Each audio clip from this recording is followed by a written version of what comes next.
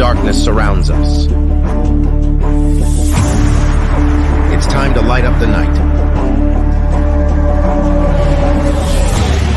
It's time for Zero Dark 30 with John. Yay! Cut out the jibber jabber. Don't be babbling like a fool. Say what you got to say. That's all. Then shut your dang pie hole. Well, everyone, welcome back to the Prepared Mind channel, Zero Dark 30. I blasted out of the bunker and into the darkness. Let's explore some thoughts, shall we? Woo! Well, I hearken back to my time as a young man in school, and you're sitting in school and you're having to listen to answers other students give or speeches other students give, and it's cringy. It's difficult because the student is speaking is not the smartest, and you feel bad for him. You feel bad for him because it's hard. It's hard, right? And when you're not doing well or you're having a rough time and someone's picking on you, you feel bad. Right? You just can't answer the questions. You're stupid. And trust me, folks, I've had my stupid moments. I have. Right? We all have. I would hope we all have. What a terrible experience to not have. Anyways, you get older, right? You get older. You have kids. I've had kids, and they can't answer the questions. They get in trouble. Why'd you do that? What's up? Or they're at school, or they're in a school play, or a talent show, and you get this. You're like, ooh, God, that's not good. Ooh, shouldn't have done that. Shouldn't have said that. Right. But once again, you're dealing with kids. Kamala is like a kid. She can't answer the questions. And you just fucking cringe listening to her. Cringe because she's that stupid. And what gets me, though, is George W. Bush, right? The son, George W.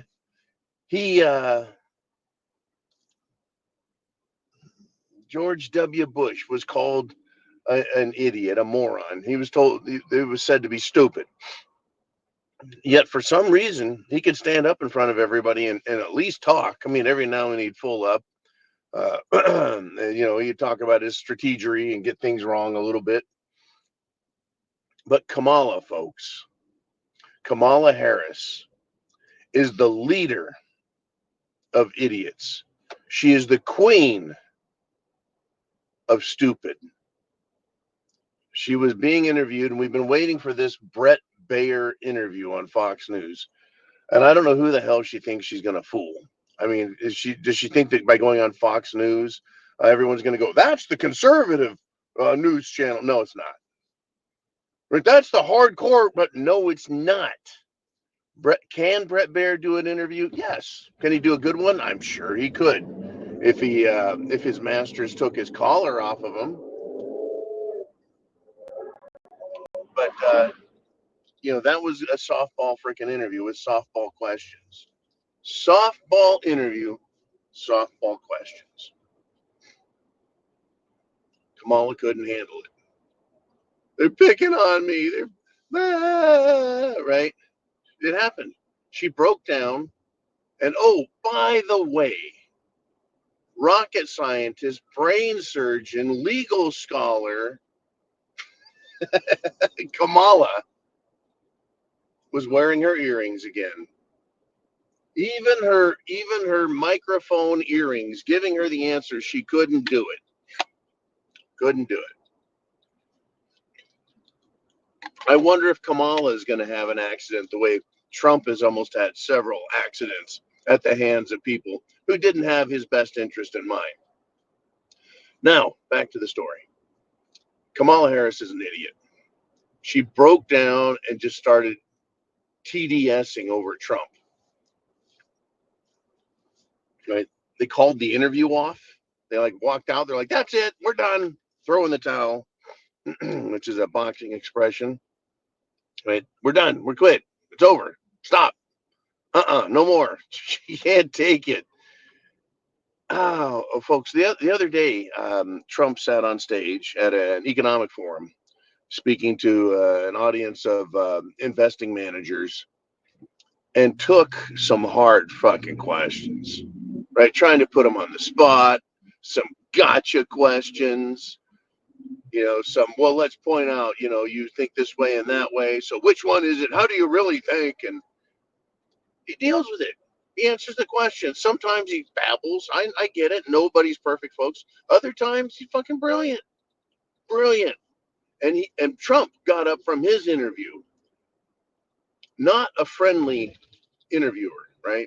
This guy wanted to really make him look bad. Couldn't do it. He got up and the crowd of investing fund manager, big shot, big wigs, gave him a standing ovation. Not just for, sitting through it and making it through like, woohoo, I made it. Oh my God. No, he got a standing ovation for the quality of his answers, right? He's not a dunderhead. He's not a giant, beluga. Holy cow, buddy, get in your lane. There's just a serious problem here, but it extends beyond Kamala and the news. Interview after interview, after a man on the street, after a woman on the street interview, I watch, and I watch them a lot. Right there's guys like Charlie Kirk who go to college campuses and let college students show us exactly how fucking stupid they are and arrogant. And then there's people on the street who just catch people on the street and talk to them, and they let us know that they don't even know anything. I mean, how many states are there? What planet is Moscow on? They're morons, right? And we're finding that out, that when asked questions at these man in the street interviews, people say they're going to vote for Kamala. And this includes not just college students, not just young folks, but even folks in their 30s, 50s, and even 70s that say they're going to vote Kamala. And the interviewer just has to ask, tell me one of her policies that you like. The only one I have ever seen answer that question, that person lied and talked about a policy that was Trump's and that Kamala didn't say she would do and never did. Anyways, be that as it may, they can't give a policy because, well, she can't answer one. All she can literally do is speak in platitudes, and they're not even good platitudes. They're boring. And quote Karl Marx, the communist, the father of communism. So what are her supporters left with? I'm going to vote for her because she's a woman, or because they think she's black. That's why you're going to vote. We've already had a black president. His name was Barack Hussein Obama. Barack Hussein Obama. America elected that name and that man and those policies, and we fucking paid for it, folks. You got your white fucking guilt out there. You got your slavery guilt out there going, a bunch of fucking Democrats. Yeah, we're paying for that shit.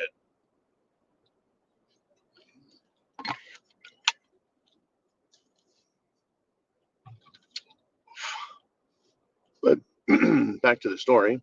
Kamala's people cannot name a policy or a single accomplishment that's positive. They can't. It's because she can't.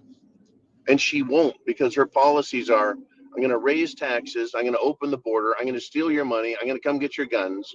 You're going to shut up. You're not going to criticize. Those are their fucking policies. We're going to war. You're going to die. Shut up. Right? Kill the First Amendment, Second Amendment, Fourth, Fifth, Eighth, Seventh, 10th. She's an idiot, folks. She just proved it ad nauseum. I mean, how many times does she have to prove it? It's over. It's her campaign is over. Her run for the presidency is just now a formality. And she's a moron.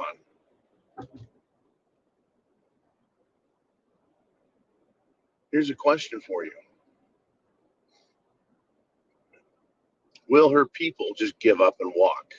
Or will they try and cheat her into the victory lane? I guess we're going to find out. I'll see you guys tonight. Chance favors the prepared mind.